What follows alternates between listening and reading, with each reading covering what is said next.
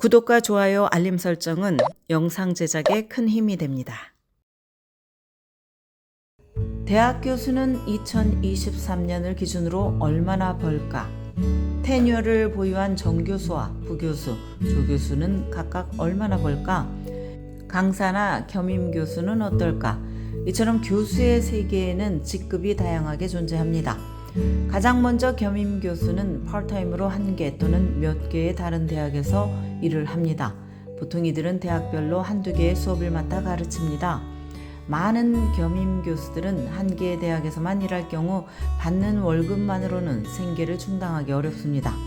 겸임 교수는 가르치는 것 외에도 학생들이 찾아오는 오피스 아워를 운영하고 성적을 주는 임무까지 맡는 경우가 많습니다.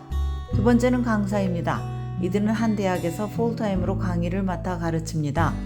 그러나 종신적인 테뉴어 계약을 하지 않고 보통 매년 갱신하는 단기 계약을 맺습니다.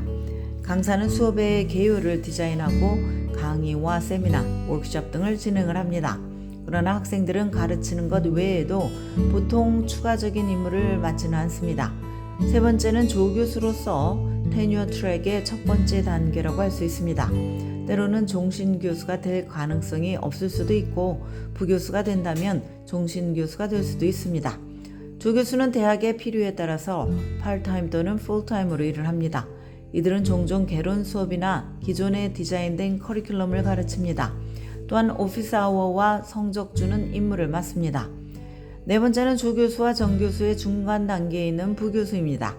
부교수는 보통 테뉴어를 가지며 업무는 조교수와 많이 겹칩니다. 학생들을 가르치고 오피스 아워를 지키며 성적을 줍니다. 그러나 부교수는 어떤 수업을 어떻게 가르칠 것인지 등 수업에 대해서 조교수보다 더 많은 권한을 가집니다. 또한 종신적 정교수처럼 7년마다 안식년을 가지는 옵션도 가집니다. 다섯째, 정교수는 가장 상위의 단계입니다. 부교수와 마찬가지로 정교수는 테뉴어를 가지며 안식년 옵션도 있습니다. 학생들을 가르치는 것을 지속하는 한편 이들은 연구를 확장하는 데 초점을 맞춥니다.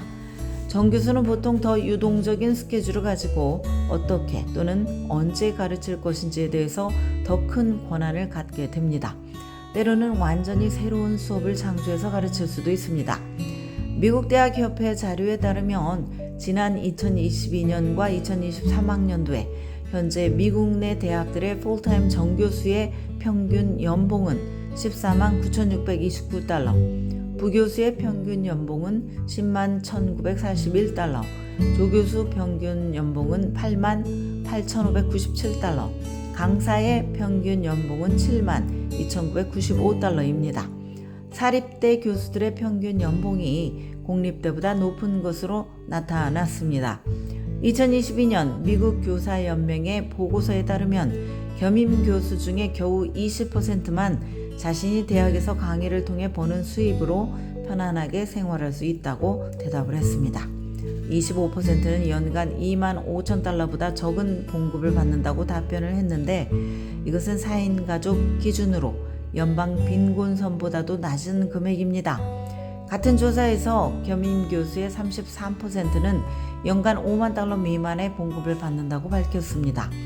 38%는 정부의 보조금을 수령한다고 답변을 했습니다.